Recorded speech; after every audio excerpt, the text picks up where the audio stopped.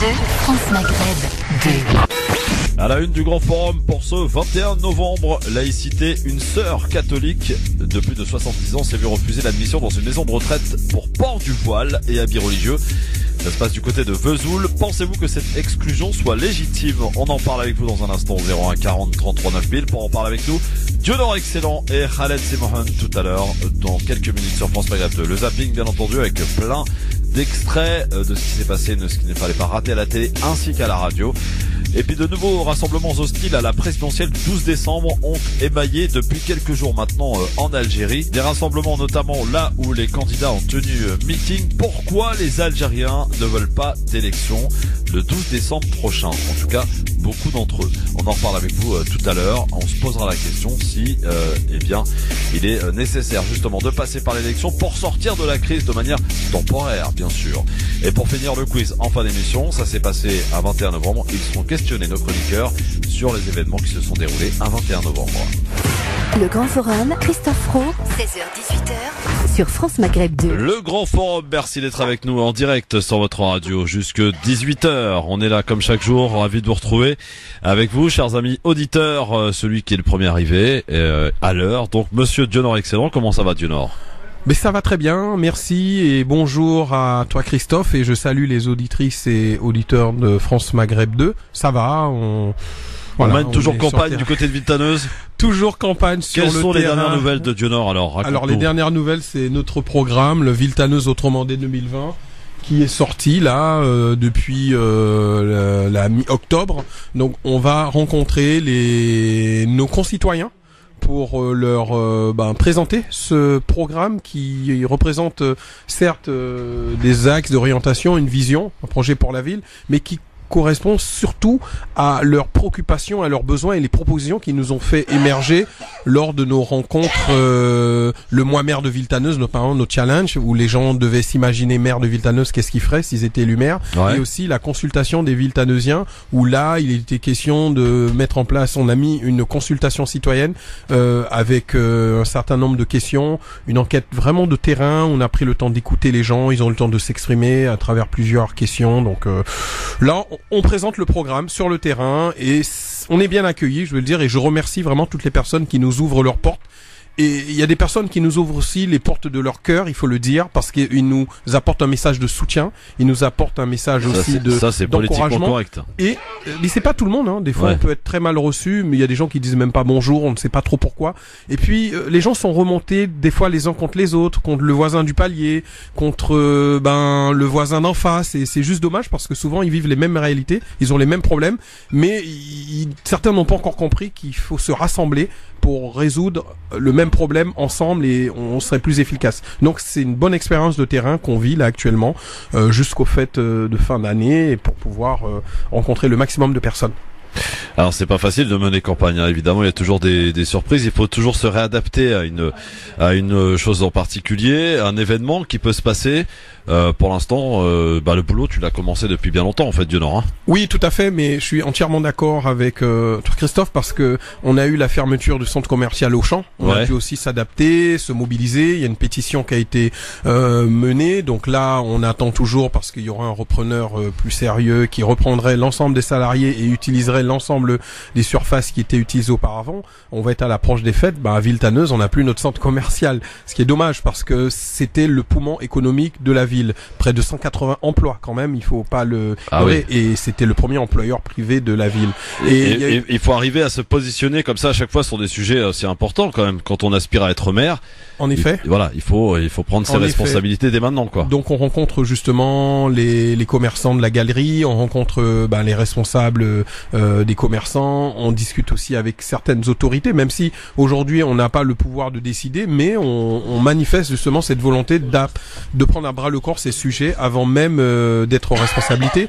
Il y a aussi des problématiques qu'on rencontre aussi dans les écoles avec des retards mais trop importants par rapport aux problèmes de rénovation, de réhabilitation de certains locaux où les gamins sont un jour à gauche ou à droite, des rentrées qui ne sont en gros Villetaneuse, on n'a pas une bonne rentrée scolaire pour les élèves de maternelle de certains établissements. Donc c'est au quotidien, et puis on a beaucoup d'appels aussi de nos concitoyens qui veulent qu'on intervienne auprès de la municipalité pour tel sujet ou tel autre. Donc c'est du quotidien, et c'est ça être maire, c'est ça être élu municipal, c'est être sur le terrain au quotidien pour apporter des réponses et des solutions aussi, surtout aux problèmes de nos concitoyens. Alors Monsieur Dionor, excellent, ici présent avec moi, on sera rejoint dans un instant par Khaled Semohan qui m'a prévenu de son petit retard, et puis on va profiter aussi de la présence de Tarek Pami, qui est accessoirement aussi chroniqueur dans le LGF, en dehors de ses lourdes responsabilités de directeur de radio. Mais il l'a enlevé la casquette en tout cas pour le moment. Bonjour Tarek. Bonjour Christophe, bonjour à toutes comme d'habitude, bonjour à tous. Mon rendez-vous c'est le vendredi, mais de temps en temps, l'emploi du temps permet que je sois parmi vous, avec vous. Voilà. Alors, messieurs, pour commencer ce sujet qu'on a mis à la une, parce que c'est un sujet qui me paraît intéressant, il est assez marrant en fait, au-delà de ce qui a pu se passer pour cette dame âgée de 70 ans, une catholique, c'est une sœur catholique de plus de 70 ans qui s'est vue refuser l'admission dans une maison de retraite pour port du voile et habits religieux. Ça se passe du côté de Vesoul. Pensez-vous que cette exclusion soit légitime? La question est intéressante parce que c'est vrai qu'on s'est évidemment focalisé sur le foulard, le port du foulard, mais cela concerne aussi les catholiques qui portent ce fameux voile sur la tête, et c'est pas d'aujourd'hui. Alors cette dame, elle a vécu dans un couvent tout au long de sa vie, et elle a voulu se rapprocher finalement de sa région, et la maison de retraite a dit non, puisque vous portez le voile sur la tête. Bon, elle a refusé en tout cas d'y aller dans cette maison de retraite. Le maire de Vesoul a pris position. Quoi qu'il en soit, est-ce que c'est légitime selon vous? Est-ce que l'on applique là pour le coup réellement la laïcité? La question se pose. Vos avis nous intéressent au 01 40 33 9000. Vous êtes 88% à dire non sur Facebook, France Maghreb 2 pour voter, Twitter, le grand forum FM2. Tiens Tarek, c'est intéressant quand même cette histoire. Moi, de cette dame. Je suis heureux de ce qui arrive à cette dame. Et quand je dis je suis heureux, vous le comprenez, je le prends au 10e degré ou 50e degré. Ça veut dire que quand vous commencez dans une opération de discrimination, vous ne pouvez pas savoir jusqu'où cette discrimination peut aller, cher Christophe, parce que, en fait, il y a le problème de la discrimination et il y a le problème de l'ignorance. Et donc, ces personnes qui sont dans cette maison ou qui sont ailleurs, à force d'entendre voile interdit, voile contre laïcité, voile, ils oublient, et donc le voile devient un symbole pour tous et contre tous. On oublie que c'est la religion musulmane ou chrétienne ou juive ou tout ce que vous voulez, et donc je suis heureux au 50e degré sur donc pour cette dame, parce que cette dame elle-même, elle va comprendre la souffrance de toutes les autres dames musulmanes qui portent donc ce foulard. Et peut-être parce que moi j'ai lu la lettre, et en tout cas le communiqué de presse du maire de Vesoul, un communiqué très fort, et il dit lui-même quelque part, il n'utilise pas les mots que moi j'utilise, mais il explique quelque part que voilà, à force de dire n'importe quoi sur la laïcité, on en arrive à des extrêmes qu'on n'aurait jamais pu imaginer donc en France. Et voilà donc ma position. Ma position, ne commencez jamais une discrimination, parce que vous savez pas si cette discrimination ne se retourne pas, y compris contre vous-même demain. Monsieur Khaled Semohan qui est arrivé plus tôt que prévu. Salut Khaled, ça va? Il va bien. Dionor, là-dessus, sur... Oui. Là-dessus, c'est clair. Premièrement, cette dame a le droit de porter son voile à l'intérieur de cette résidence, comme elle a le droit de porter ce voile chez elle aussi, dans sa chambre, si elle était administrée dans cette résidence. Et il faut rappeler quand même quelque chose, c'est que la laïcité n'impose pas le principe de neutralité à ce genre de situation. Il s'agit bien des principes de neutralité quand on travaille dans l'administration publique, on a une fonction publique, et cette dame n'a pas une fonction publique au sein de ce lieu, cette maison de retraite qui, rappelons-le quand même, c'est un lieu qui est censé accueillir des personnes qui ont eu un parcours quand même de vie importante, qui ont pu... Cette dame est arrivée à la retraite. Voilà, elle arrive à la retraite, elle a envie de se reposer, et aujourd'hui, elle se trouve face à ça. Donc ça, troisièmement, j'ai envie de dire que il y a un vrai problème de peur. En fait, cette décision là qui a été prise, déjà, j'espère que cette dame portera plainte. Je sais pas si ça a été fait, parce que elle est dans son droit. Ils ne peuvent pas refuser un logement, en plus dans une maison de retraite, à une personne parce qu'elle porterait justement un voile par rapport à son appartenance religieuse. Et ça montre réellement que on vit dans une société où on instrumentalise le rejet de l'autre, le rejet à la différence, et alors que la laïcité permet justement l'expression de la différence dans l'espace public. Et je trouve que c'est odieux, bien sûr, ce qui arrive à ces dames, et je l'invite vraiment à porter plainte. Il faut que les associations se manifestent. Bien sûr, il y a le communiqué du maire, mais il faut aussi que chacun puisse pouvoir dénoncer cette décision. Pour son cas particulier, donc, elle a trouvé un logement, oui. Mais monsieur le maire va plus loin, il dit, elle a trouvé un logement, mais au besoin, moi j'agirai pour qu'elle puisse habiter dans cette résidence si elle le veut, parce que c'est un droit qu'elle doit, dont elle doit jouir. Et donc, moi mon problème, c'est qu'à force de discriminer, on finit par discriminer. Vous connaissez la fameuse phrase, ils sont venus chercher mon voisin qui était juif, j'ai rien dit, ils sont venus chercher mon voisin qui était communiste, j'ai rien dit, ils sont venus chercher mon voisin qui était syndicaliste, et ils sont venus me chercher à moi, et personne n'a réagi. Après le sujet justement, est-ce qu'on peut faire ou est-ce qu'on doit ou faire un parallèle entre l'islamophobie qui est hyper présente notamment sur la question du port du voile avec ces situations en disant que il n'y a pas que les personnes de confession musulmane qui sont stigmatisées par cette question, mais là on peut aussi dire que cette dame son habit est dans une fonction aussi religieuse, contrairement à quelqu'un qui porte un voile parce que c'est dans une tradition aussi vestimentaire, même s'il y aurait une connotation religieuse. Il y a des personnes qui portent le voile de manière voilà. Alors il y a un précédent, c'est qu'Aristide Briand, quand il était en train d'écrire et de défendre la loi de 1905 sur la séparation de l'Église et de l'État et des Églises, plus connue dans la tête de tout le monde, la loi de la laïcité, on lui a posé la question sur la soutane. Et il a dit, on peut porter la soutane. Et d'ailleurs, on a eu des prêtres jusqu'à, en gros, 1960, qui venaient à l'Assemblée nationale française avec des soutanes à l'intérieur, sans que cette question ne soit soulevée, y compris l'abbé Pierre, et puis un autre, le dernier, c'était, je crois, de Dijon, ou un truc comme ça, qui portait sa soutane.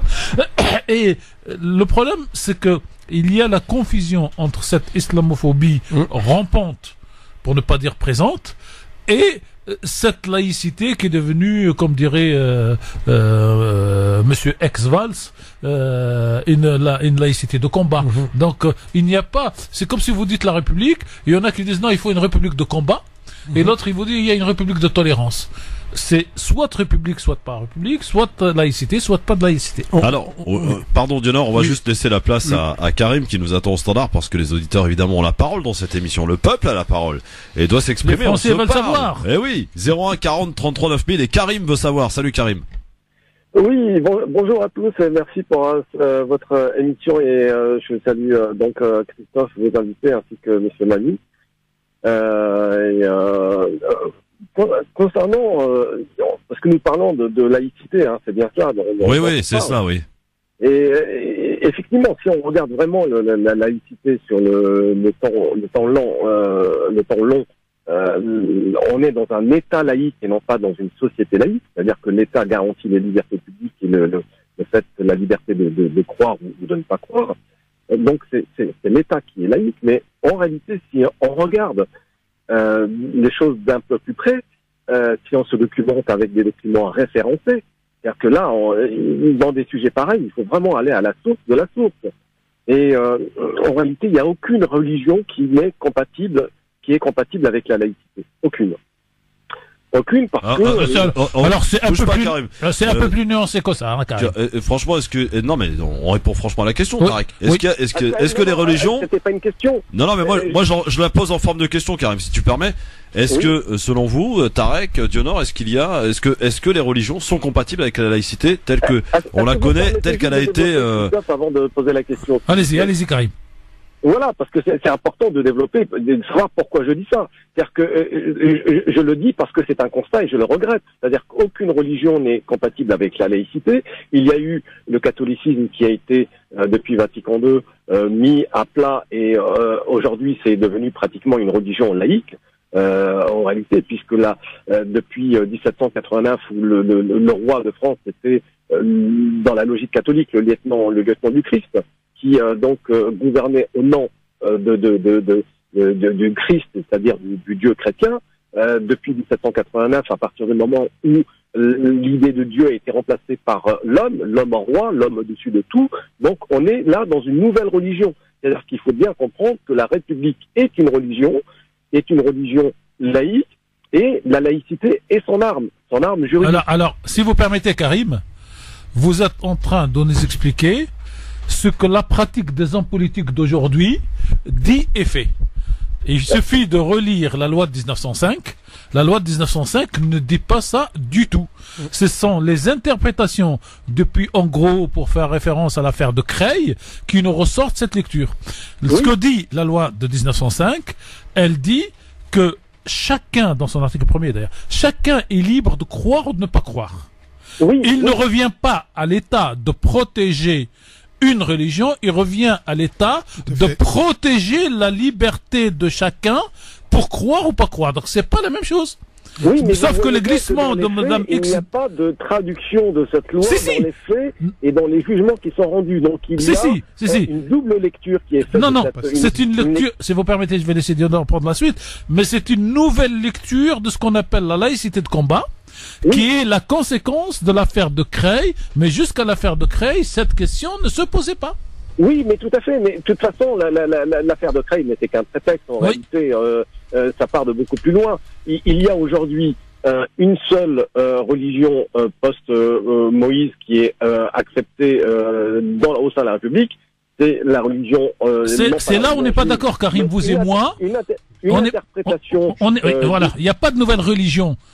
Il y a une nouvelle interprétation qui est en train de bouffer la tête de tout le monde. C'est pas la même chose. Écoutez, si vous regardez, si vous regardez Vincent Payan lui-même, qui était ancien ministre de l'Éducation nationale et qui est un spécialiste en réalité du sujet, dit lui-même qu'il faut réinventer une nouvelle religion parce que celle-ci ne prend plus.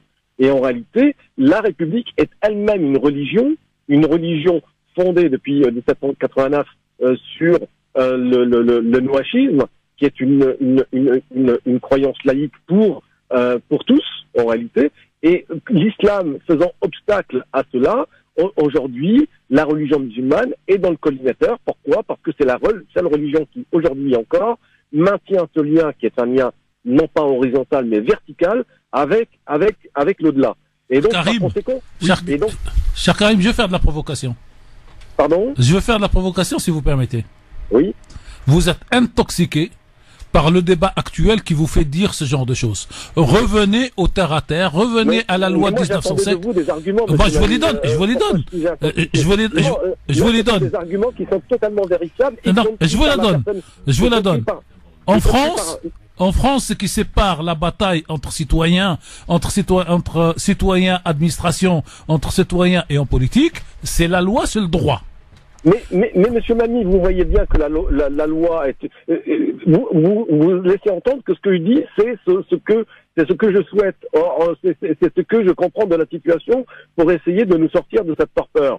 Donc, essayez de comprendre mon point de vue, Monsieur Mami, et arrêtez de dire que non, mais c'est pour ça que vous avez invité à 2 reprises quelqu'un de tout à fait brillant qui maîtrise tout à fait le sujet, c'est Youssef Indy. J'en avais parlé pour la première fois il y a quelques années et j'ai vu que vous l'aviez invité à cette antenne et qui a fait tout à fait le travail sur le sujet et qui est en mesure d'expliciter dans le détail de façon référencée tout ce que je dis là. Donc en réalité, ce que je dis, ce n'est pas un souhait, ce n'est pas une prise de position, c'est simplement essayer de comprendre et vous me répondez, je suis intoxiqué par je ne sais quoi, bien au contraire.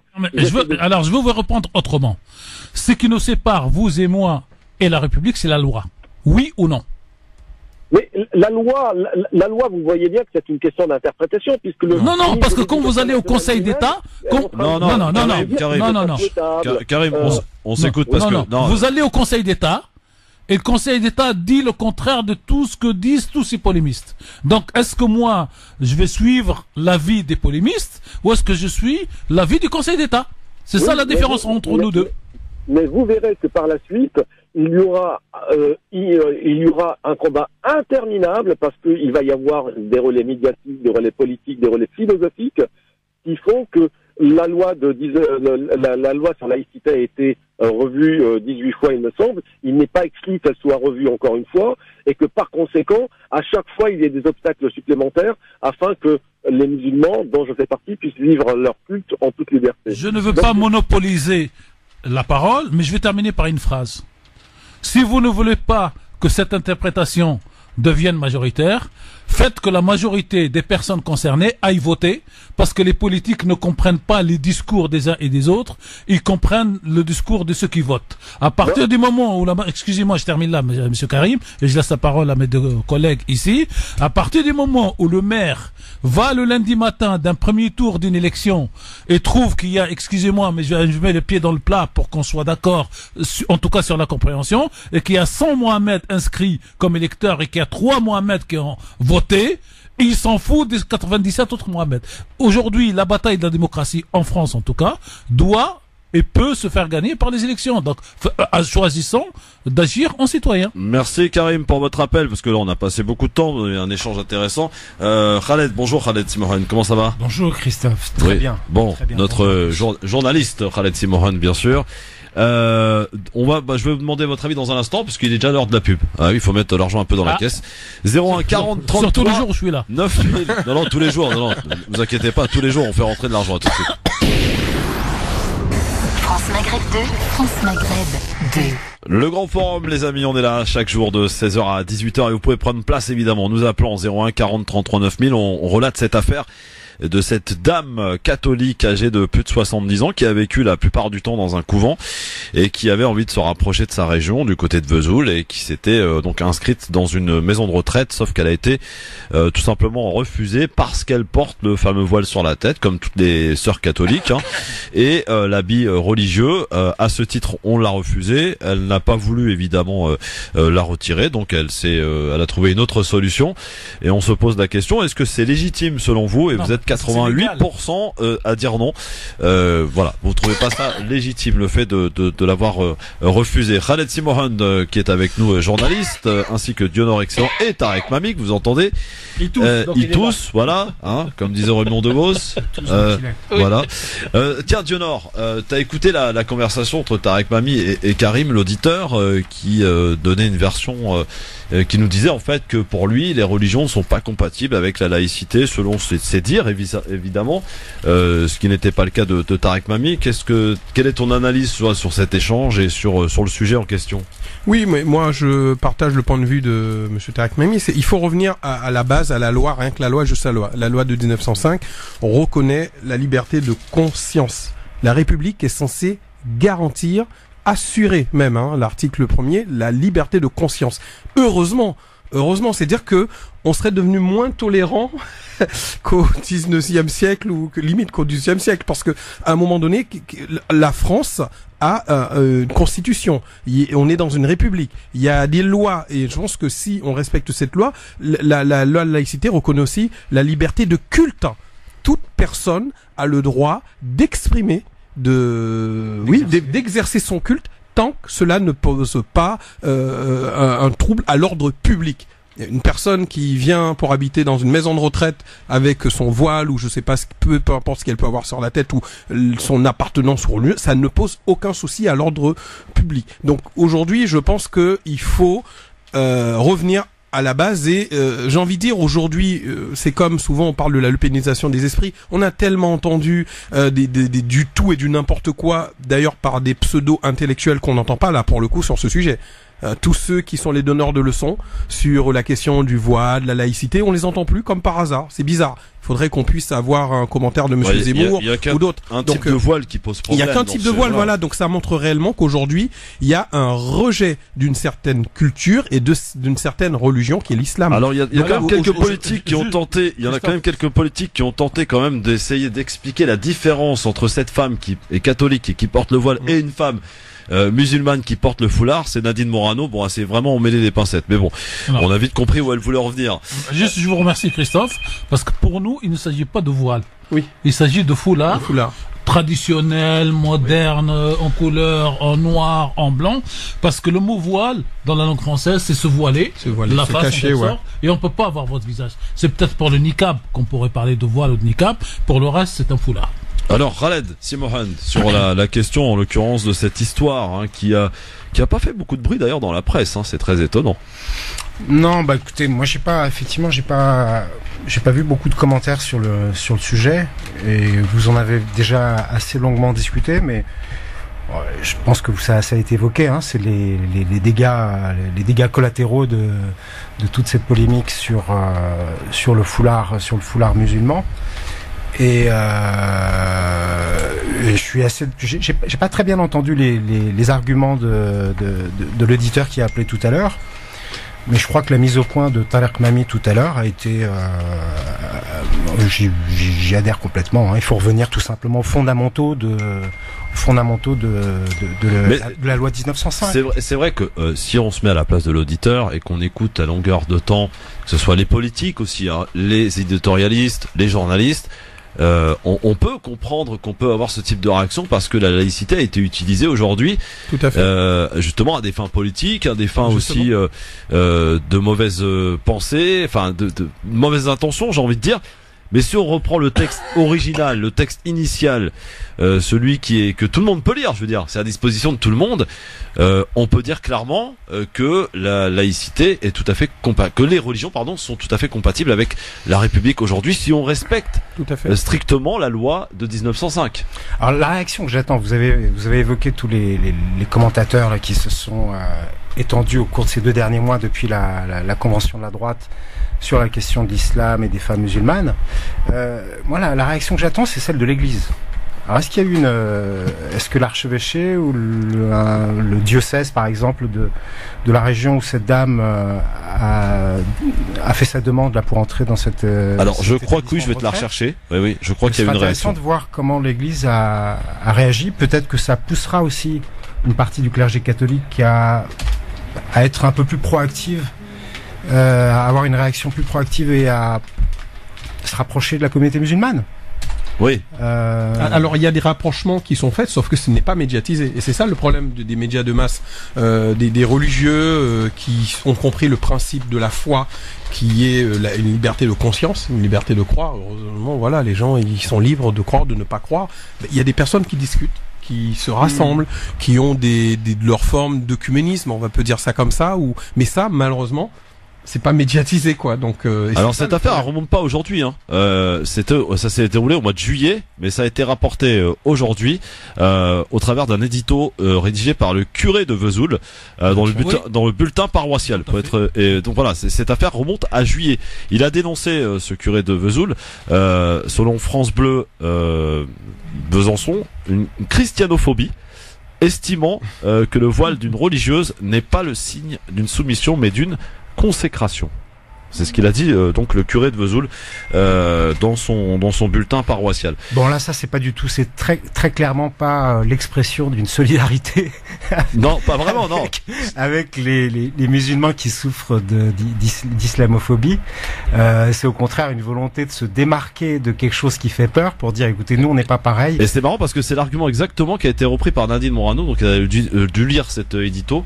Et effectivement c'est ce qu'on est en train de nous dire aujourd'hui. Attention, il y a une différence entre le voile que porte cette dame qui est catholique et le foulard que peut porter une musulmane, en expliquant donc que c'est pas une soumission mais une consécration. Alors ils laissent entendre que le foulard porté par les musulmanes c'est une soumission. Ce qui est pas faux en soi, parce que quand on porte le foulard, visiblement pour certains, selon les interprétations de chacun, c'est par soumission à Dieu. Voilà. Oui, mais après ça dépend du degré de pratique religieuse des personnes, leur degré de foi. Il y a des personnes qui peuvent peuvent cacher leurs cheveux ou autre chose parce qu'ils estiment que c'est une intimité qu'ils ne souhaitent pas partager. Parce que voilà, après il y a des personnes qui sont réellement dans une forme de piété, de consécration et de soumission. Tout dépend de l'interprétation. On va pas faire la théologie, mais il y a la dimension de soumission à son Dieu ou à son divin. Il y a un lien avec la consécration aussi, donc tout dépend comment c'est analysé. Donc en même temps, c'est toujours le même principe, c'est que d'un côté, on va mettre les méchants qui seraient dans la soumission, et de l'autre côté, les gentils qui seront dans la consécration. C'est beaucoup plus noble être consacré à que d'être soumis, alors que dans la consécration, il y a une forme de soumission, parce que avoir une tenue vestimentaire, avoir un mode de vie, les bonnes sœurs, elles vivent, elles consacrent toute leur vie, elles soumettent toute leur foi, voilà, donc après, c'est une fois de plus. Mais c'était le cas il y a 50 ans. C'est pour diaboliser, justement. De Nord. Il y en avait plein. Ma grand-mère m'a raconté qu'à l'époque, il y a 50 ans, 60 ans en France, c'était pas rare, justement, de voir, justement, plein de femmes porter ce fameux foulard. C'est que lorsqu'on sortait de l'église, exactement. Et il y en a beaucoup des églises en France, mais il y avait beaucoup de femmes qui portaient ce fameux voile. Je veux dire, c'était de normal à l'époque. Bon, c'est un peu changé au niveau des modes pour le coup. Je précise quand même que pour cette histoire, la religieuse qui a refusé de se plier à ces conditions, qui a fini par trouver un logement avec l'aide de la paroisse via une agence immobilière, sauf que cette femme qui a passé sa vie en communauté se retrouve seule aujourd'hui dans un appartement à devoir être autonome pour faire ses courses et se faire à manger, ce qui a révolté la paroisse. La religieuse, dit-on, a mal vécu cet épisode, elle a eu un sentiment de rejet. C'est en ça d'ailleurs qu'elle pourrait peut-être comprendre justement ce sentiment de rejet que peuvent avoir toutes ces musulmanes qui portent aujourd'hui le foulard en France. Et si en écoutant justement en regardant, en écoutant la radio et la télé aujourd'hui, on a tendance quand même, vous êtes bien d'accord avec moi, à les stigmatiser. On a Joseph qui est au téléphone au 01 40 33 9000 avant de passer au zapping. Joseph, bonsoir. Joseph? Allô? Oui, c'est pas Joseph. C'est moi? Oui. Oui, c'est Massoud, c'est pas Joseph. Ah, pardon, excusez-moi. Massoud. Voilà. Bonsoir, en fait, Massoud. Voilà, bonjour à tout le monde, monsieur Taramami. Voilà. En fait, voilà, je veux dire que moi, je suis contre le voile. Et voilà. Et pourquoi? Parce que il y a des années et des années, comme je viens d'un pays musulman, les femmes, il y avait des femmes déjà qui sont combattues pour être libres. Et ils ont enlevé le voile petit à petit. Mais il y a des familles traditionnelles qui portaient la voile. En France, il y a 20 ans, 30 ans, il y avait des femmes voilées, il n'y avait aucun problème. Et depuis 10 ans, 20 ans, le problème, tout est changé. Parce qu'il y a des mouvements, malheureusement, islamistes, intégristes, qu'on voit tous les attentats terroristes de Al-Qaïda jusqu'à Daesh, ceci, cela, partout dans le monde, que ça fait qu'il y a des femmes, il y a des filles qui n'étaient pas voilées. Bon, ils ont commencé à mettre la voile. Et c'est devenu, ça se voit pour les Français, pour les Européens, pour les non-musulmans, c'est quelque chose de provocateur et idéologique. Et donc, c'est tout ça que, à mon avis, ça fait que ça donne tous les débats. Débat sur le voile. Vous remarquerez que c'était pas ma question, Massoud. C'était sa réponse. Bien la voile, les femmes dans les pays musulmans, avant, c'était pas que la voile, c'était pas mal de choses, les femmes, c'était caché. Il y a même un siècle, on voyait pas le visage des femmes. Les femmes, c'était pas le droit comme les hommes. Mais quand dans une société moderne, si les hommes et les femmes sont égaux par rapport à la loi et tout, donc, la voile, vraiment, c'est quelque chose que, à mon avis, il doit disparaître petit à petit. Il n'y a aucun outil. Les femmes, dans le Coran, si vous regardez, les femmes, ils devraient se cacher le visage et tout, ou là, parce que pour sécurité. Même pour cette sécurité de femmes, c'était important qu'ils se cachaient. Même maintenant, dans certains pays musulmans, que les femmes, encore, ils se cachent leur visage. Dans les déserts ou dans des endroits reculés, on ne voit pas les visages de femmes. dans les pays de Golfe où tout ça c'est vraiment caché. On a bien compris votre position, cher Massoud. Merci de nous l'avoir donné, même si on n'est pas tendance à la partager, parce que après ça relève du choix de chacun, et la liberté aussi permet aux femmes de pouvoir décider de ce qu'elles veulent faire et de comment elles veulent se vêtir et de quelle manière elles veulent exprimer leur foi. La laïcité et le pays dans lequel nous vivons tous, la France, nous permet cette liberté. Donc pourquoi retirer une liberté à ces femmes qui l'ont? Voilà, c'est en utilisant des arguments qui sont très légers, si je puis me permettre, parce que quand on parle du Coran, il faut quand même avoir un minimum de connaissances pour en parler. C'est mon avis.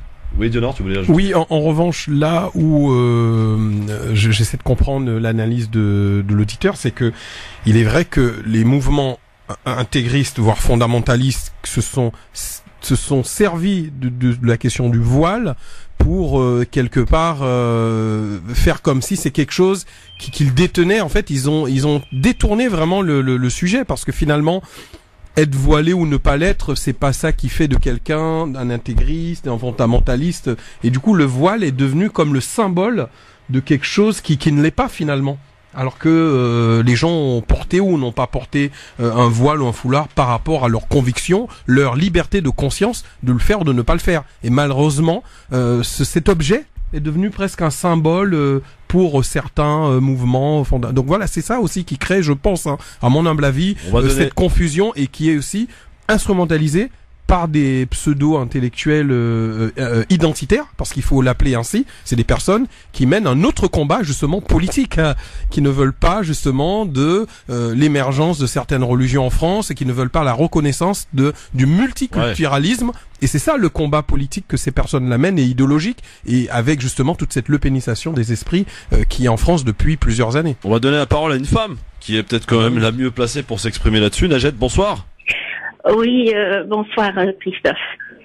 En fait, par rapport au voile, je pense que le problème est par rapport à ce que dit l'islam sur le voile. Il faudra bien comprendre que les femmes qui sont dans la religion pensent que le voile est dérisoire. Pense aussi que l'islam ne parle pas avec ne parle pas du voile avec une importance,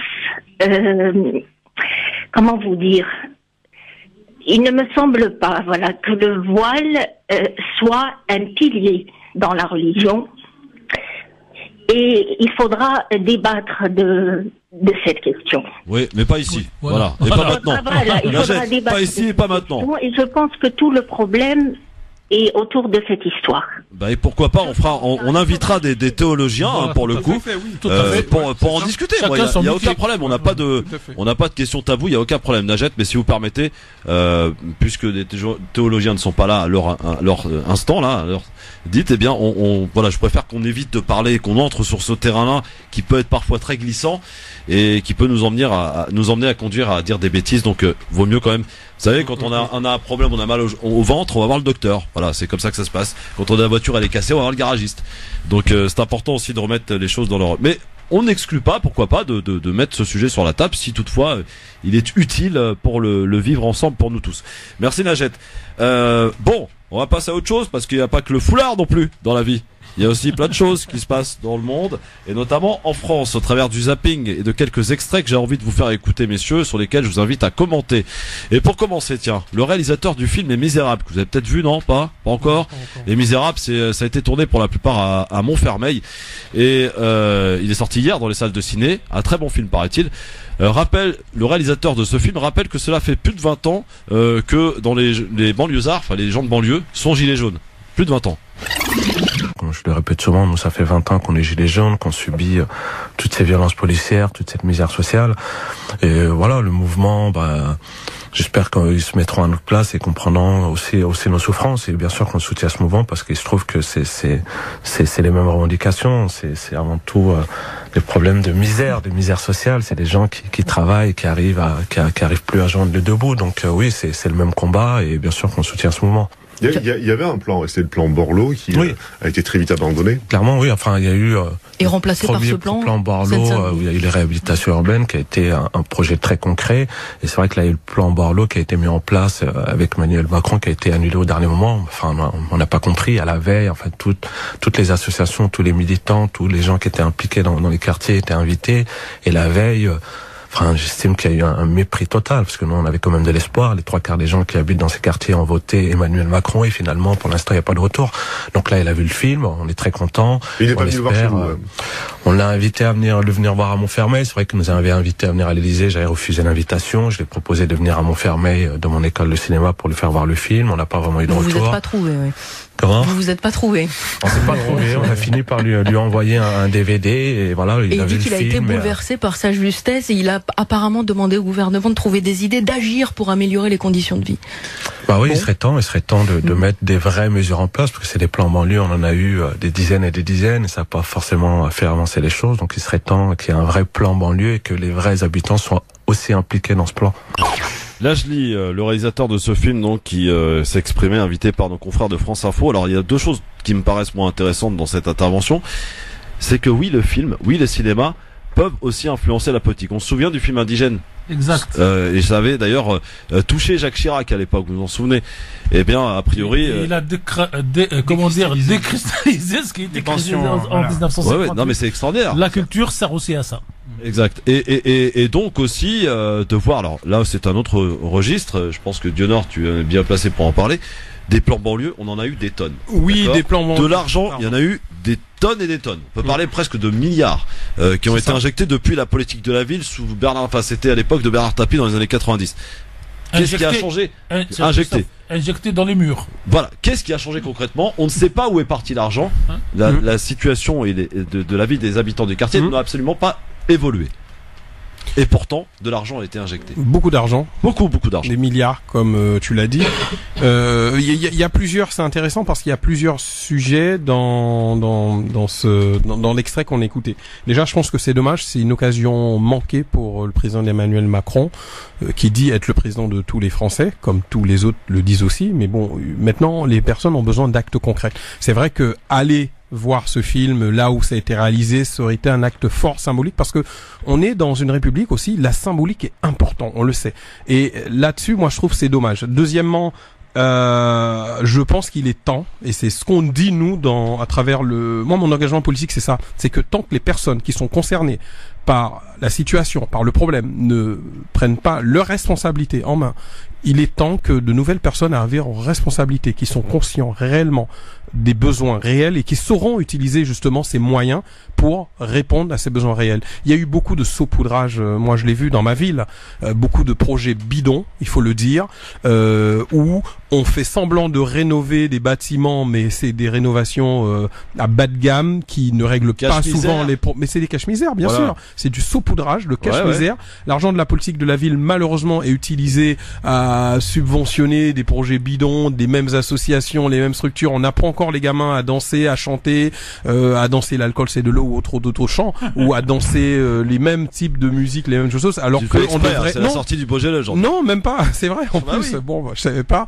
Et au lieu de leur apprendre à mieux écrire, à mieux lire, je suis content de ce réalisateur qui, lui, issu de ces quartiers, a dû faire vraiment à s'émanciper, parce que pour que son film puisse sortir, je pense qu'il a dû galérer, mais il s'est donné les moyens. Et à un moment donné, je pense qu'il est temps, pour que l'argent de la politique de la ville ou les dispositifs qui vont être donnés pour ces quartiers soient utilisés à bon escient, ce serait bien de changer aussi ces responsables politiques pour que ce soit les réelles personnes qui rencontrent les réelles difficultés qui prennent aussi leurs responsabilités pour que ça soit utilisé intelligemment, je le pense. Le cinéma peut avoir un impact sur les politiques, Khaled. On l'a dit tout à l'heure avec l'exemple indigène, et Emmanuel Macron dit avoir été touché par ce film, et a demandé, selon les dires de cette journaliste, est-ce que les gouvernements s'y intéressent de plus près.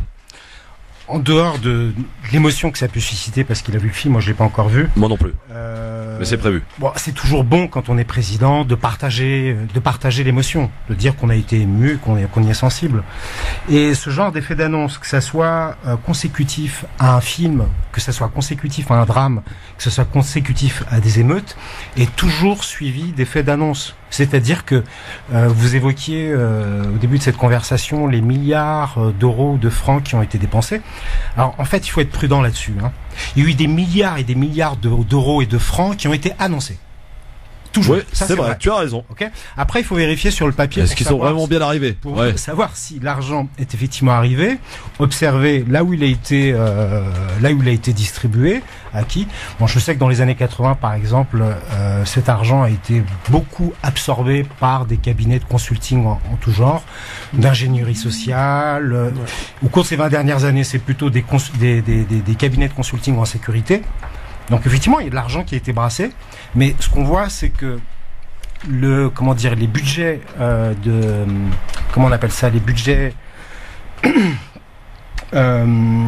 ce qu'on observe de toute manière dans tous ces territoires comme le 93, une partie du 94 et toutes ces banlieues, c'est que l'État recule partout. C'est-à-dire qu'il y a une espèce de striptease de l'État qui fait qu'il est de moins en moins présent. Et ce qui reste, c'est en gros, ça se résume à un commissariat et parfois même le commissariat, il est délabré. Il est délabré. Abandonné. Il manque de policiers. Bouge pas, on y revient dans un instant. Il y a un homme. Attention, il y a un nom qu'il va falloir retenir parce qu'il est en train de revenir doucement dans les médias. C'est un Sarkozy en plus propre peut-être. François Baroin. Il est dans tous les médias en ce moment. On va l'écouter dans le zapping à suivre. Et puis on écoutera aussi une chronique, un invité tranché que tu as choisi de nous faire. Alors ça tombe bien, ça tombe avec le sujet du jour. Les chrétiens en Algérie. C'est ce dont tu vas nous parler dans un instant, cher Khaled Simohan, avec Tarek Mami et Dionor Excellent. Le LGF, c'est tous les jours. Il faut qu'on se parle, les amis. 16h-18h sur France Maghreb 2 avec aujourd'hui une équipe pour m'accompagner. Dionor Excellent, Tarek Mami qui fait une prolongation le jeudi aussi. Et puis Khaled Simohan qui va dans un instant. J'ai vu la lumière. Oui, voilà, vous êtes arrêté quoi. Voilà. Vous avez raison. Vous êtes un peu chez vous en même temps. Tout va bien. Khaled Simohan qui va nous faire un petit avis tranché dans un instant sur les chrétiens en Algérie. Et de l'Algérie, il va en être question dans un instant parce que on s'aperçoit que là, on est à un tournant en ce 21 novembre. Vous savez qu'il y a des élections présidentielles qui devraient être, qui sont organisées, qui devraient se dérouler le 12 décembre, sauf qu'il y a une grosse résistance qui s'opère en ce moment. De la part de certaines Algériennes et Algériens, beaucoup moins nombreux qu'au départ, faut être tout à fait n'ayons pas peur de le dire, mais ils sont encore quand même quelques milliers dans les rues, et la petite nouveauté c'est que maintenant ils font la nuit. Oui, bon, ouais, d'accord. On parlait en millions avant. Là, 14 millions le jour où voilà, le sommet 14, 18, voilà. Et donc là, voilà, il y a encore donc une grosse résistance qui ne veulent pas entendre parler de cette élection présidentielle parce que pour eux, ils veulent le départ de tout le système avant d'organiser quoi que ce soit. Ce qui reste du système, quoi. Ce qui reste du système. Sauf qu'un système, ça disparaît pas comme ça. Quoi qu'il en soit, on peut se poser la question pourquoi ces Algériens ne veulent pas entendre parler d'élections présidentielles pour l'instant. Vous avez certainement votre avis à nous donner et ça nous intéresse. Pour l'heure, on va terminer vite fait ce zapping juste avec un dernier petit extrait parce que il est intéressant de l'écouter, ce monsieur François Baroin qui d'ailleurs avait failli, il me semble, pour pas dire de bêtises, se présenter à la présidentielle. Il était derrière Fillon. Voilà, c'était la roue de secours de Fillon. Oui. Voilà, pour être très concret. Il était sur Europe 1 ce matin, François Baroin, concernant le plan proposé pour les hôpitaux. C'était hier. Il déclare que c'est pas suffisant. Il s'en explique, c'était chez Europe 1 ce matin. Le gouvernement tente d'éteindre l'incendie dans les hôpitaux avec son plan d'urgence insuffisant, affirme le personnel hospitalier. C'est votre avis, insuffisant ? En tout cas, c'est une étape qui est beaucoup plus importante. Il faut quand même mesurer l'effort qui est produit, qu'il y a 6 ou 7 mois. L'hôpital, les maires sont aussi les mieux placés, ils sont présidents du conseil de surveillance. Ce que l'on dit peu, c'est que l'hôpital, dans un territoire, est souvent le premier employeur public et de très loin. Ça veut dire des hommes, des femmes qui vivent dans un territoire, mais qui sont également des agents d'un service public hors norme extraordinaire, qui s'appelle rendre la santé aux gens qui viennent. Vous avez raison d'insister sur le rôle de maire, mais j'insiste sur la méthode du gouvernement. Est-ce que c'est la bonne, François Baroin, la méthode du carnet de chèques ? Je dis... Vu la structuration de la dette, il était indispensable de l'alléger. Je pense qu'on aurait pu aller plus loin, mais c'est une première étape. Le choix de faire, on allège la dette sur des projets d'investissement, ça répondra à des besoins. Ça veut dire que derrière, il faut quand même que les ARS et les directeurs d'hôpitaux soient bien en phase avec les projets d'avenir et l'évaluation des besoins. Attendez, c'est important ce que vous dites, bien en phase. Est-ce qu'il faut aussi dire certaines vérités sur les hôpitaux ? Est-ce que vous les dites sur l'utilisation des ressources dans l'hôpital, sur le dérapage financier, sur le manque d'économie ? C'est parfois kafkaïen. Alors, c'est kafkaïen, mais je vais vous donner un exemple, tout le monde ne le sait pas. Quand il y a eu la réforme sur la taxe à l'activité à l'acte, Au fond, quand vous n'avez pas d'épidémie de grippe, du coup, vous avez un hôpital qui est déficitaire. Parce qu'il y a moins de gens qui viennent, parce qu'ils ont pas besoin d'être soignés. Logique, oui. Donc, vous voyez qu'il y a quand même toute une série de systèmes qu'il faut remettre en cause pour arriver à quelque chose où Descartes retrouvera ses enfants. Ça va prendre un peu de temps. C'est une première étape. En tout cas, nous sommes naturellement et évidemment des caisses de résonance de ces besoins de revendications légitimes de ce qui se passe à l'hôpital, aussi bien pour le personnel technique que pour le personnel soignant. François Barouin, qui est un proche de Nicolas Sarkozy. Non, pas d'accord? Non, mais la force de Barouin, c'est qu'il est proche de tout le monde. Il est proche de Sarkozy, il est proche de Fillon, il a été le fils spirituel de Chirac, il a été proche de Juppé, donc c'est un vrai politique. Et vous connaissez l'histoire en 2 mots de Monsieur Barouin. Monsieur Barouin est le fils de son père, et son père était l'un des plus grands patrons de France, il était patron de la FNAC, et est mort dans un accident d'avion. Et Chirac l'a pris sous son aile et l'a propulsé partout. Il a été son porte-parole et tout ça. Et en fait, Monsieur Barouin aujourd'hui, je peux vous dire, c'est pas un scoop, mais c'est l'homme qui marche à petits pas, mais pour lui dans la bonne direction, et il sait où il va. C'est la direction l'Élysée pour lui, hein. Voilà, contrairement à Xavier Bertrand, contrairement à tous ceux qui font beaucoup de bruit. C'est un coureur de fond, quoi. Voilà, il sait que quand il va arriver, tous ceux qui font de bruit vont tout d'un coup se figer et vont dire, oh, c'est encore pas mon tour. François, tu peux passer. Ouais, en Donc tout cas. C'est un fils de militant trotskiste, là. Oui, c'est ça. Hein, entre autres, oui. Et il a fait lui aussi un peu de rap quand il était tout jeune. Oui, absolument. Donc, ça n'est pas caché, ça. C'est des gens qui ont des constructions intellectuelles qui leur permet à la fois de comprendre le fameux discours de gauche, tout en gardant des principes de la droite traditionnelle classique, plutôt humaniste. Mais au niveau caractère, ça suffira parce qu'il est un peu. Non, mais moi, j'allais dire, je l'ai fréquenté. On parle pas comme ça quand on est journaliste, mais je l'ai beaucoup vu, y compris l'année dernière à Tunis, où il s'est déplacé pour présider le congrès des maires de Tunisie, qui venait d'être élu. Et là, on est passé pratiquement un quart d'heure à débattre dans un coin de trucs. Et donc, c'est quelqu'un qui a à la fois la souplesse intellectuelle d'un Juppé et ce côté d'affection de Chirac. Donc à certains moments, il pourrait sortir du lot. Je sais pas si c'est pas anodin qu'il revienne comme ça de. Non, c'est pas anodin. C'est pour ça que je te dis, que je vous dis, cher Christophe, que c'est un homme qui marche à petits pas, mais dans la bonne direction, comme dirait Chirac ou comme dirait De Gaulle. Donc Emmanuel Macron doit s'en méfier, Dionor, de François Barouin. C'est ce qu'on disait hier au rentrée, cher Christophe. Ouais, il doit s'en méfier. Et je savais même pas qu'il allait passer ce matin. Mais moi, je sais que depuis quelques mois. Là, il a invité dans 2-3 médias depuis 2-3 jours. Il a laissé passer les Vauquier, tous ceux qui avaient des choses à se vider. Et là, il se met en route doucement. On pourrait même presque dire que c'est un monsieur Seguin, Philippe Seguin, 30 ans après. Ouais.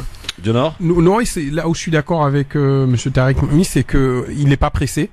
Il roule secours. Il est toujours disponible. C'est fou, hein. En fait, c'est le mec qui reste sur le banc de touche. T'es pas pressé. Non, mais en fait, qu'on construit quelque chose, on n'est pas pressé. Il faut des fondations, il faut une base solide, il faut montrer que il y a une légitimité, une crédibilité qui se construit avec le temps.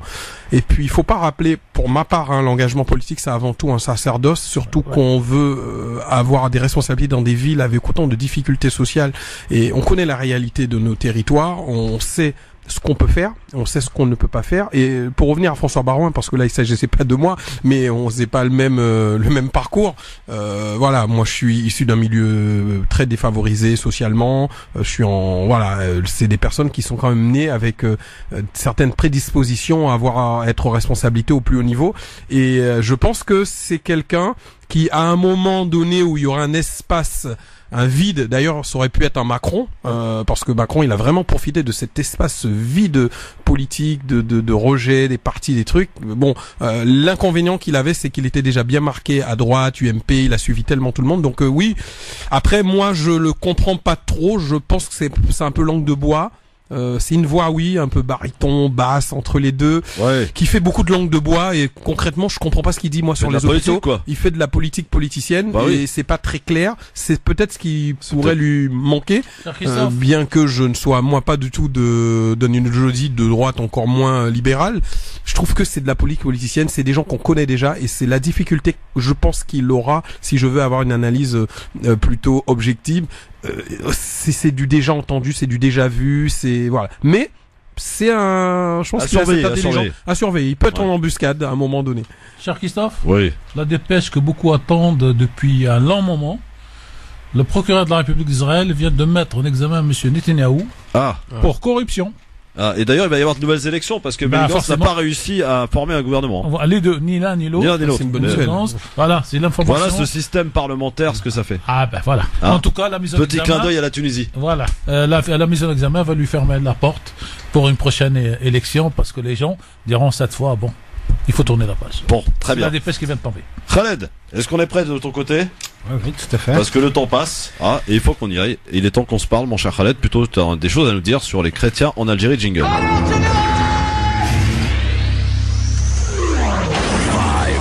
3, 2, 1, 0.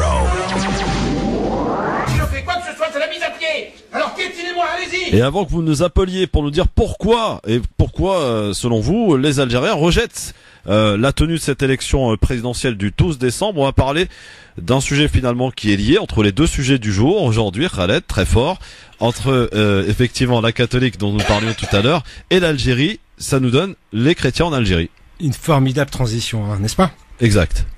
Alors, contrairement aux Cassandres qu'on a pu entendre ici et là, et que je viens d'entendre même de ta bouche, Christophe, le soulèvement populaire en Algérie se porte bien, alhamdoulilah, et ne donne pas les signes de faiblesse espérés par le régime. C'est pas faute d'avoir essayé de l'endiguer, notamment en jouant la carte de la division. À la liste des nombreuses manœuvres initiées par le pouvoir pour diviser le Hirak, j'aimerais revenir sur les fermetures administratives dont plusieurs églises ont fait l'objet au cours de ces derniers mois à travers le pays. Pour commencer, je précise que ces églises n'appartiennent pas au clergé catholique. L'Église catholique a pacifié ses relations avec les autorités algériennes depuis longtemps. Pas depuis l'indépendance, mais depuis la guerre d'indépendance et sans doute même avant. Je rappelle que le cardinal Duval, que l'OAS avait surnommé Mohamed Duval, avait ouvertement soutenu l'indépendance. C'est le plus connu du clergé catholique, mais c'est pas le seul.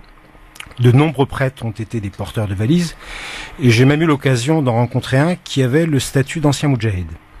L'histoire du christianisme en Algérie commence, ou plutôt recommence, au XIXe siècle, au moment de la conquête coloniale française. C'est à ce moment que l'Algérie renoue avec le christianisme après 11 siècles d'absence. On se souvient que l'Algérie est la patrie d'un des plus grands théologiens et philosophes des débuts de l'ère chrétienne. Je veux parler bien sûr de Saint Augustin, qui était originaire de la région de Soukaras. Revenons au XIXe siècle, le clergé catholique a donc mis les pieds en Algérie en marchant dans les traces de bottes de l'armée française et s'est distingué à ce moment-là par une farouche volonté d'évangélisation incarnée notamment par la figure du cardinal Avjri. C'était le pendant religieux de la mission civilisatrice de Jules Ferry. C'est ce qu'on appelait l'alliance du sabre et du goupillon. Cette rencontre, et je mets des guillemets sur le mot rencontre, parce qu'elle aura été aussi affectueuse et chaleureuse qu'un bus qui percute à pleine vitesse un piéton, fait partie du rapport traumatique ou tout au moins ambivalent que les Algériens entretiennent avec le christianisme. Et c'est très certainement ce traumatisme qui a refait surface quand les prédicateurs protestants, évangélistes pour être plus précis, ont commencé à prêcher la bonne parole auprès d'une population meurtrie par 10 ans de guerre civile, au cours de laquelle le message de l'islam avait été brouillé et même sali par l'instrumentalisation qui en a été fait de part et d'autre de la ligne de front. Et pour ne rien arranger, ajoutons que la majeure partie de ces prédicateurs sont en froid avec l'Église catholique, mais aussi avec l'Église méthodiste d'Alger qui représentait jusque-là le culte protestant en Algérie. Car comme je l'ai dit, il s'agit d'églises évangéliques et tout particulièrement des pentecôtistes. Ces derniers sont un peu au christianisme ce que le wahhabisme est à l'islam, c'est-à-dire des conservateurs sectaires et cultivant parfois des liens organiques avec les néoconservateurs américains de ce qu'on appelle le Bible Belt, c'est-à-dire l'Amérique profonde du Middle West et des États du Sud. Mais ça, c'est de la théorie ou de la théologie, car aussi antipathiques que ces courants puissent être, en pratique, les convertis se caractérisent principalement par un piétisme et une pratique individuelle de leur culte, un peu comme la majorité des salafistes. Autrement dit, ils sont loin de constituer cette 5e colonne que certains médias pyromanes proches du pouvoir voudraient bien nous faire croire. La liberté de culte et de conscience est par ailleurs consacrée par l'article 42 de la Constitution algérienne et celle-ci n'interdit pas le bigotisme, sinon ça se saurait. Hirak ou pas, Il faut donc saluer le peuple algérien qui s'est montré nettement plus ouvert et tolérant à l'égard de ces nouveaux chrétiens que les autorités policières et religieuses, car on ne déplore à ce jour aucune victime dans leur rang. Et mieux encore, on a vu des musulmans, je veux parler de femmes en hijab et d'hommes en qamis, qui sont venus apporter leur soutien à leurs frères chrétiens devant les lieux de culte dont ils avaient été chassés.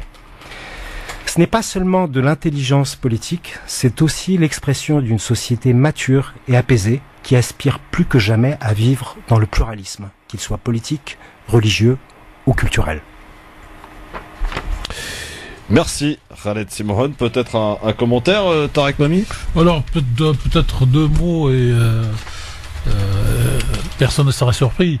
C'est-à-dire le Hirak en Algérie a atteint, alors on va pas se battre sur le pourcentage, mais en ce qui me concerne, a atteint l'essentiel des déracinements du système par le départ du président Bouteflika, qui en a rajouté dans ce 5e mandat d'une large partie de la structure politique algérienne.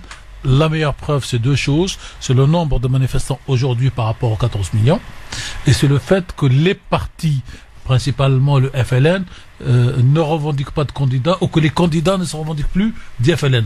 Alors, ça peut être dangereux en même temps de se revendiquer FLN. Non mais c'est pour ça que c'est important. Avant, on disait FLN, on disait ancien Moudjahid, et on emportait une partie de la population et de vote. Aujourd'hui, tout le monde a compris que c'est une étiquette qui ne paye pas. Sur le côté donc chrétien, aujourd'hui, nous sommes à un nouveau tournant dans l'histoire du monde arabo-islamique, où cette question de conscience revient. Elle est revenue fortement au 19e siècle, avec le principe de l'acceptation de la liberté de croire ou pas croire et de coexister. La colonisation est venue mettre une espèce de tout foire, mais on peut pas tout mettre sur le dos de la colonisation. Et donc, des hommes politiques et des hommes religieux ont utilisé la religion dans le cadre de la lutte, des luttes de l'indépendance nationale. Et on pensait qu'une fois que ces luttes de l'indépendance nationale, comme pour la situation des femmes qui ont beaucoup participé à ces indépendances, la classe politique qui allait venir après les indépendances allait revenir à ce beau chemin de liberté de conscience et de liberté de femme. Mais malheureusement, on est retombé dans le mariage cette fois de l'Église et de l'État, parce que pour ceux qui ont pris le pouvoir dans les pays du Maghreb, les trois pour faire simple, ont utilisé la religion pour justifier leur autoritarisme. Et aujourd'hui, avec ce qui s'est passé avec le Hirak et depuis février, donc j'allais dire, ces goupillons ont sauté, ces dômes ont sauté, ces plafonds de verre ont sauté, et la société civile se trouve, elle, au début de ce débat et de ce combat, pour se libérer de toutes ces pressions à la fois politiques et religieuses. Est-ce qu'on peut se parler, les amis? Pourquoi, à 17h41 sur France Maghreb 2, pourquoi les Algériens rejettent l'organisation de cette élection présidentielle le 12 décembre prochain? Juste deux petites choses quand même avant de que vous puissiez répondre, et que Youssef, qui nous attend au standard, puisse aussi donner sa réponse. Le peuple, effectivement, s'est exprimé à la surprise générale. Je veux dire, personne n'était capable de dire ce qui allait se passer en Algérie en décembre dernier. D'accord? Ils ont effectivement obtenu le départ de Abdelaziz Bouteflika. Il y a eu une période de transition comme le veut la Constitution, qui a été respectée. Bon, là, on est un peu hors Constitution pour le coup. Tout à fait. Et au bout de 9 mois, comme le veut la tradition, une femme accouche. Il faut que l'Algérie puisse accoucher de quelque chose. Et peut-être, je dis bien peut-être, je pose la question, que la tenue d'une élection où le peuple pourra choisir démocratiquement, en tout cas ça c'est le souhait et la promesse qui a été faite par l'armée et Gued Salah. Cette élection sera démocratique, et je pense, moi à titre personnel, qu'ils n'ont aucun intérêt à ce que ça soit trafiqué, ou ce qu'on a pu voir dans le passé en Algérie, parce que là ça pourrait vraiment se retourner contre eux. Pourquoi la démocratie ne peut pas prendre place aujourd'hui pour aspirer à quelque chose de, j'allais dire, plus classique et beaucoup plus important pour l'Algérie, pour qu'elle puisse se reconstruire, parce que là il y a un énorme problème économique en Algérie aujourd'hui. Si je peux me permettre, oui, j'aimerais répondre à ce que vient de dire Tarek Mami. L'Algérie dont parle Tarek Mami, c'est ce que beaucoup appellent l'Algérie Potemkine. C'est-à-dire qu'il y a effectivement cette façade démocratique, elle n'existe pas depuis 12 mois, elle existe depuis 20 ans. Ça fait presque 30 ans qu'on a une façade démocratique. C'est-à-dire qu'on a un gouvernement civil, un parlement, un sénat, etc. Donc on a fait tomber le président Bouteflika, seulement on n'est pas en Tunisie. Bouteflika a été, à un moment, à partager le pouvoir. Il a jamais totalement, accaparé tout le pouvoir. Hein. En Algérie, on n'est pas dans une dictature pyramidale, on est dans une oligarchie horizontale, et les centres ou les épicentres de pouvoir se déplacent au gré des événements historiques et politiques. Donc, se débarrasser de Bouteflika, c'est une victoire symbolique, mais le système, il est intact. Il est absolument intact. On a mis en prison celui qui a régné sur les services de renseignement pendant presque 30 ans. Le dieu de l'Algérie, quoi. Celui qui se faisait appeler Rab el Zayel, le seigneur du pays. On a mis. Il est en prison, c'est vrai. C'est un homme qui est en prison, c'est pas un système. Le DRS, il est toujours en place. Ok, même s'il a été éclaté, redistribué, etc. C'est un peu difficile de suivre. On a affaire à un régime, j'ai déjà eu l'occasion de le dire à de multiples reprises, qui est une sorte de virus qui mute en permanence. Et là, en l'occurrence, si vous voulez, la perception de beaucoup d'Algériens en ce moment, c'est que le 12 décembre, ce qui s'annonce, c'est tout simplement un changement de peau, une autre mutation. Parce que là, en l'occurrence, je ne sais pas si vous avez suivi un petit peu ce qu'on appelle la campagne électorale. Tout à fait. Il n'y a aucun des candidats qui fait campagne dans des villes. Ok.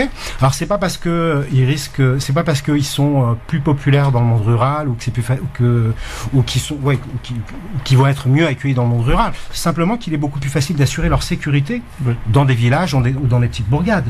Maintenant, il n'y a aucun candidat qui s'est pointé à Alger, à Tizi Ouzou, à Béjaïa, ou à Haran, à Tlemcen ou à Annaba. Ok, on va dans les petits villages. Et là aujourd'hui, on est dans un pays qui est peut-être pas encore majoritairement urbanisé, mais je crois qu'on est à peu près à 60% de la population. Et je rappelle que toutes les grandes manifestations qui ont lieu dans le pays, même si elles ont peut-être perdu en nombre et en intensité depuis un certain nombre de mois, mais même les gens qui restent chez eux. C'est logique, hein.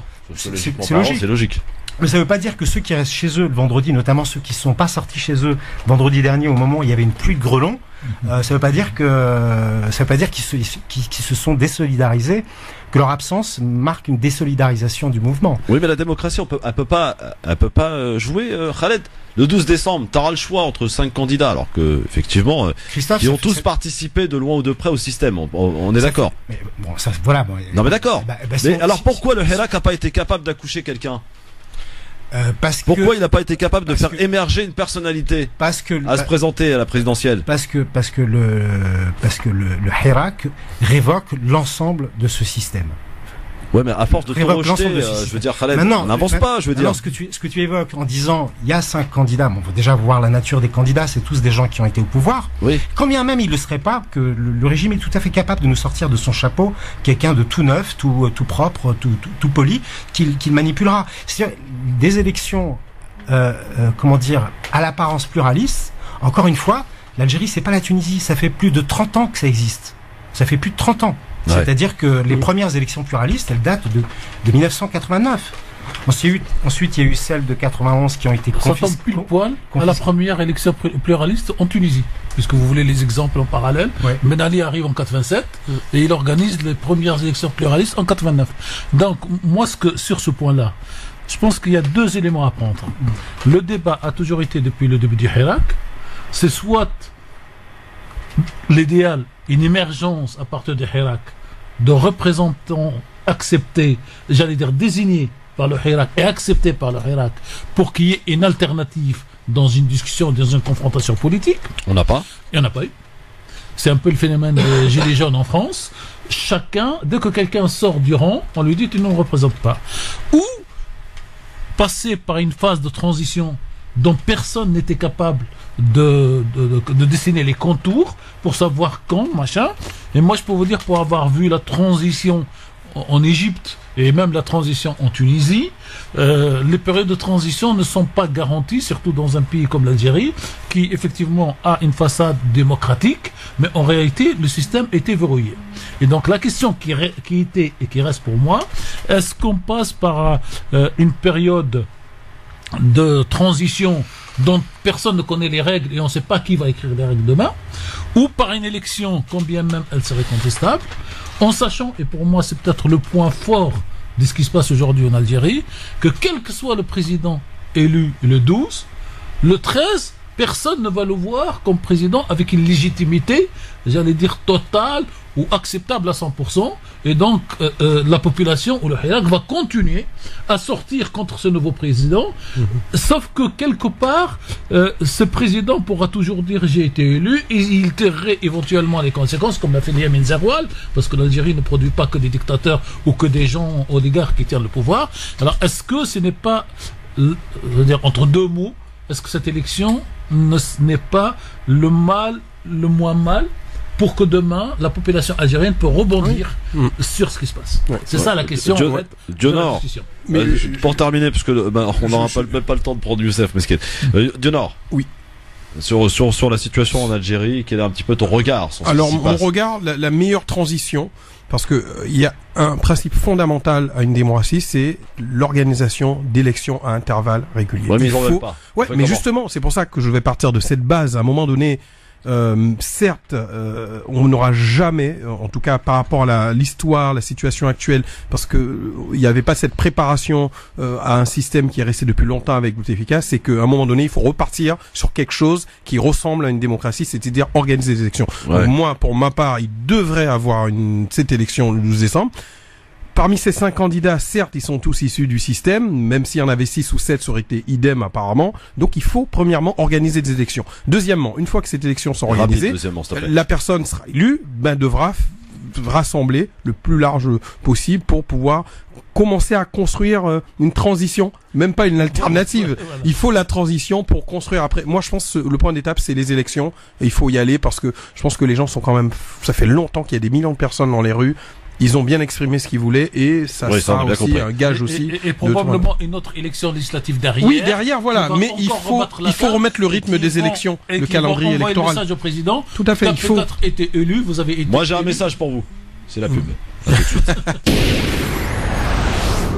France Maghreb 2, France Maghreb 2. Le Grand Forum, c'est tous les jours de 16h à 18h, c'est votre rendez-vous de liberté d'expression évidemment.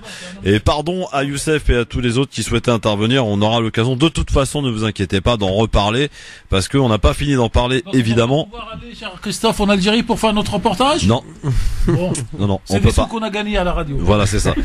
Oui, parce que les candidats, effectivement, puisque vous en parlez, les candidats qui se présentent à cette élection ne peuvent pas s'exprimer donc sur les médias étrangers, mais par contre leurs représentants peuvent le faire.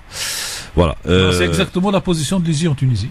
Voilà, c'est ça. Bon, après c'est un choix qui est discutable. C'est leur choix. Voilà. Bon, bref. Surtout pour nous. Oui, absolument. Bon, j'ai quelques petites questions à vous poser, messieurs. C'est le moment détente de cette émission. C'est le Grand Forum. Après, quand même, avoir parlé de sujets assez lourds, un petit moment de détente s'impose pour terminer ces 4 dernières minutes. C'est le fameux quiz. Le quiz avec mes questions qui ont un rapport avec la date d'aujourd'hui. Nous sommes le 21 novembre, messieurs. Et évidemment, vous êtes amenés à essayer de répondre à mes petites questions. Pas franchement difficile aujourd'hui, je dois vous le dire. Et la première est un bon exemple. Quel président américain, messieurs, lève le blocus de Cuba en 1962 ? Un seul. En 62, c'est Kennedy. Kennedy, monsieur Mami, bravo. Kennedy. Non, mais moi je pensais à ce qu'a fait Obama dernièrement. Oui. Et dans 62. Non, mais c'est 62 est arrivé après, mais dans ma tête, c'était déjà Obama parce que c'est lui qui a fait la. Oui. Ah oui, d'ailleurs, on voit la différence quand même pour ce qui est de Cuba, pour y être allé il y a pas longtemps d'ailleurs. Voilà, mais ça reste quand même toujours assez très fermé quand même Cuba, hein. Surtout pour les Cubains d'ailleurs. C'est très compliqué. Oui, c'est le cas de le dire. Ouais. Deuxième petite question, messieurs, en rapport toujours avec la date d'aujourd'hui. Nous sommes le 21 novembre. Deuxième question. Violente, émeute estudiantine dans un pays arabe en 1967. Lequel? Il y a eu la Tunisie. Non. Il y a eu la Jordanie. C'est pas la Tunisie. Il y a l'Égypte. Oui, il y a eu les trois. Oui. Dieu Nord. Dieu Nord. Non, mais il y a L'Égypte. eu les 3. Oui, mais je prends l'Égypte. Oui, c'est ce que je voulais. Y a Voilà. pas de problème. Donc, bonne réponse pour Dieu Nord, excellent. C'est les 3. Un partout pour Tarek Mami. Khaled Simon, 0. Toujours, hein. En même temps. Hein 0. Mais, Khaled. Alors, c'était pas tout à fait en 67, hein, c'était début 68, mais avant mai 68. Et ça, je le dis toujours pour faire, j'allais dire, ce message, parce que pour beaucoup, il y a eu d'abord mai 68 en France, et après il y a eu le reste. Non, monsieur, il y a eu d'abord le reste, et après mai 68 en France. Bon, ça va être question fastoche pour tout le monde. Question rapidité. Khaled. Qui succède à Gérard Schröder en poste de chancelier en 2005? Angela Merkel. Madame. Angela Merkel. Bravo. Ah bah oui, mais il l'a dit. Oui, vous mais avez dit madame. Non, C'est mais pas la réponse, madame. Non, c'est pas ça. Comme j'ai dit madame avant que la question soit terminée, donc je me suis tué. Non, mais il n'y a pas de problème, on peut répondre avant la fin de la question. C'est vrai que j'ai dû changer les règles. Avec deux grands mauvaises foi qu'on a dans l'équipe qui se bataillent. C'est une avec catastrophe. beaucoup de passion. Ah ouais, non. Le Bouriaki, en fait, le il faut Destabitache. les virer des quiz. Ah oui. Ils ont le droit de venir comme chroniqueurs, mais ils participent pas au quiz. C'est ça. Dommage. Alors, donc ça nous donne une égalité parfaite. C'est parfait, on y va pour la 4e et avant-dernière question pour ce quiz d'aujourd'hui. Quel chef d'État français est mis en examen, appelé à répondre notamment de la mauvaise gestion lorsqu'il était maire de Paris? Chirac. Qui a dit Chirac? Bah 3. 3 Chirac. Oui. On peut pas le rater. Et Jacques Chirac, effectivement. Personne n'a dit 2007. Oui, c'est vrai ça. Tout le monde a dit Chirac. Bon, je suis obligé de mettre un point à tout le monde, c'est ça? Non, au chichi. Ouais, bon, bah, ok. Donc, dernière question qui départagera. Voilà, on est à 2 partout. Et la dernière question qui va départager, effectivement, comme le dit Dionor, tout le monde. Quoique, je cherche un journaliste, mais aussi animateur de télé et de radio. Également chroniqueur français, il a animé notamment plusieurs émissions sur le jardinage sur TF1 pendant plusieurs années. Il est mort en 2018. De qui s'agit-il? Jardinage. Oui. Mais vous le connaissez, hein, il est mort à Montreuil. Je vous laisse, monsieur. On le connaissait notamment au travers de son prénom. Son prénom, il était présenté comme François. Non, le prénom, le jardinier. Philippe. Je vais appeler Philippe. Non. Arthur. Non, pas Arthur. Non, c'est. Alors, petit indice. Aucune idée. Un ancien président a porté son prénom. Jacques. Ah, Nicolas le jardinier. Bah oui, vous en souvenez pas de Nicolas Jardinier? Même pas connu comme disait. Ah bah si, attendez, sur TF1, il a fait des nombreuses chroniques après le journal. Pas les mêmes télé, cher Christophe. Ah bah ouais, mais attendez. Nous c'est Arte. Ouais, bah oui, bah chacun son truc. C'est Arte. Du coup, c'est votre victoire, mon petit Tarek Mami, bravo.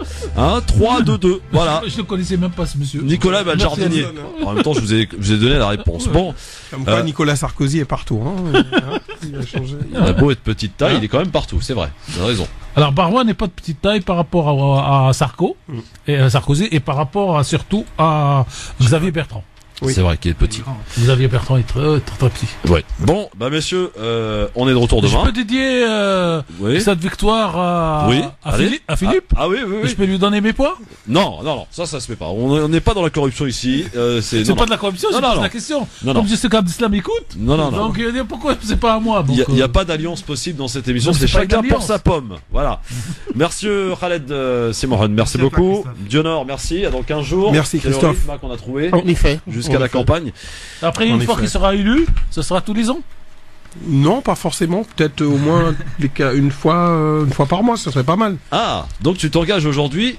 Alors là, franchement, c'est un engagement que j'ai pris auprès de toutes les radios qui nous ont invités parce que souvent on n'a pas, comme je disais, accès aux médias et c'est vrai que grâce à François Hebdo, on peut discuter, débattre et vraiment en toute liberté d'expression et ça, c'est un engagement parce que il faut être aussi fidèle aussi aux personnes qui nous ont aidés. Ça nous permet d'être entendus aussi quand on vient à la radio. C'est pour ça qu'on l'a appelé la radio du vivre ensemble. Bah voilà. C'est important. C'est excellent, monsieur, excellent. Donc voilà, c'est un engagement, que j'ai pris de continuer à venir sur France Maghreb 2 et tu es le bienvenu. Voilà, merci beaucoup à tous les trois. Tarek, on se retrouve demain. Oui. Avec 2 charmantes demoiselles demain. Il y aura Sabrina Sebaï. Je me mettrai au milieu alors. Qui est candidate elle aussi à Ivry et Audrey Pronostic qui est journaliste. Bonne soirée à tous. Merci d'écouter France Maghreb 2, 18h01, le journal de Sophie Terrance. Bonsoir Sophie. Bonsoir à tous. Les titres que nous allons développer dans ce journal. Une journée noire en prévision le 5 décembre. Les appels à se mobiliser contre la réforme des retraites se multiplient. Dernière en date, la CFDT Cheminots et EDF. Une première, aujourd'hui, le procès d'un policier jugé pour violence contre des gilets jaunes. Il défend un geste de panique. La procureure a requis 3 mois de prison avec sursis. Et puis, la déception française en tennis. Les Bleus, dans la Coupe Davis, s'est terminée après la défaite contre la Serbie dès le premier tour. À 2 semaines de la grande journée de mobilisation contre la réforme des retraites, les appels à la grève ne cessent de se multiplier. Les syndicats d'EDF et la CFDT Cheminots viennent d'annoncer qu'ils se mobiliseraient. Marie Dompère, la journée s'annonce compliquée, surtout pour les usagers des transports. Et oui, notamment sur les rails. Les 4 syndicats principaux de la SNCF sont mobilisés. On saura 2 jours avant quels trains rouleront, sans doute très peu. Même chose à la RATP, le mouvement s'annonce très suivi. Préavis de grève aussi chez Air France, sans compter les transporteurs routiers de marchandises et de voyageurs, les ambulanciers ou encore les déménageurs, et puis bien sûr les services publics, éducation nationale en tête, ou encore le personnel hospitalier, les employés de la poste, les pompiers et peut-être aussi les policiers. Autant dire que le pays va tourner au ralenti. 24 ans jour pour jour après les manifestations contre la réforme Juppé, 1 million de personnes étaient descendues dans les rues. Et le gouvernement suit ça de très près. Emmanuel Macron a même modifié son agenda. Il ne sera pas à Madrid le 2 décembre pour la COP25 et ne participera qu'une seule journée au sommet de l'OTAN, le 4 décembre. En attendant, le chef de l'État retourne sur ses terres. Il est dans la Somme ce soir à Amiens pour une visite de 2 jours et un rendez-vous très attendu avec les anciens salariés de Whirlpool. Monique Olivier casse l'alibi de son ex-compagnon Michel Fourniret le soir de la disparition d'Estelle Mouzin en Seine-et-Marne en 2003. Selon son avocat, elle a affirmé à la magistrate en charge de l'affaire que c'était elle qui avait passé l'appel au fils de Michel Fourniret à sa demande alors qu'il était absent. Le corps de la fillette de 9 ans n'a jamais été retrouvé. 3 mois de prison avec sursis requis contre un policier jugé aujourd'hui à Paris pour des violences contre des gilets jaunes. C'est le premier policier à comparaître depuis le début du mouvement. Il est accusé d'avoir jeté un pavé en direction des manifestants le 1er mai. Le policier évoque un geste de panique pour tenter de protéger un collègue blessé. Écoutez son avocat, Maître Laurent Baguet, à son arrivée au Palais de Justice de Paris. La portée du geste qui est reproché à ce brigadier de police s'inscrit sur une séquence qui est comprise entre 2 et 3 secondes. Donc il faut la contextualiser, il faut entendre les explications de celui-ci en disant que pendant des heures durant, ils ont été eux-mêmes victimes de jets de projectiles. Il sera rappelé qu'il a porté assistance à l'un de ses collègues qui avait été atteint par une pierre, qu'il s'est débarrassé de la pierre qui avait atteint 1 ou 2 secondes auparavant son collègue de travail. Et dans cette affaire, la décision de la justice sera rendue le 19 décembre. Une attente de plus en plus difficile, voire insoutenable. Encore 3500 foyers privés d'électricité dans la Drôme et l'Ardèche après les intempéries et les fortes chutes de neige. Enedis promet que le courant sera rétabli pour tout le monde d'ici dimanche soir et assure que des solutions provisoires vont être mises en place avant la sortie de la crise. Cela vous est peut-être déjà arrivé. Vous voulez prendre un rendez-vous chez un nouveau médecin, mais il refuse. Près d'un généraliste sur 2 ne veut pas prendre de nouveaux patients, selon une enquête de l'UFC Que Choisir. La plupart du temps, c'est parce qu'ils estiment en avoir déjà trop, d'autres parce qu'ils partent bientôt à la retraite. Un Français sur 10 n'a pas de médecin traitant, ce qui les pénalise dans leur remboursement. En tennis, la nouvelle formule de la Coupe Davis n'aura pas réussi aux Français. C'est déjà terminé pour les Bleus. Le sort des Français était déjà scellé après les défaites en simple de Jo-Wilfried Tsonga et de Benoît Paire. La France a sauvé l'honneur avec la victoire en double de Nicolas Mahut et Pierre Hugerbert. Mais c'est bien la Serbie qui jouera les quarts de finale. Écoutez la déception de Pierre Hugerbert devant les caméras de Being Sport. C'est dur là maintenant de faire un bilan juste après la défaite. On aurait voulu être en quart de finale. C'est sûr que c'est une compétition différente. Il a fallu beaucoup d'adaptation pour toute l'équipe parce que c'est complètement différent de ce qu'on a vécu en Coupe Davis les autres années. Après c'est triste qu'on n'ait pas pu réussir à se qualifier pour les quarts de finale et en profiter encore un petit peu. C'est vrai que ça a fait un petit peu court. La France est donc éliminée de la Coupe Davis. Enfin, la fête du Beaujolais nouveau, c'est aujourd'hui. Le vin primeur est arrivé. S'il est désormais un peu boudé des Français, les Japonais, eux, en raffolent. C'est le premier pays importateur de Beaujolais nouveau avec 5 millions de bouteilles cette année. Voilà pour ce qu'on pouvait retenir de l'actualité. Très bonne soirée à tous. France Maghreb 2, service, info, musique, divertissement. France Maghreb 2. France Maghreb.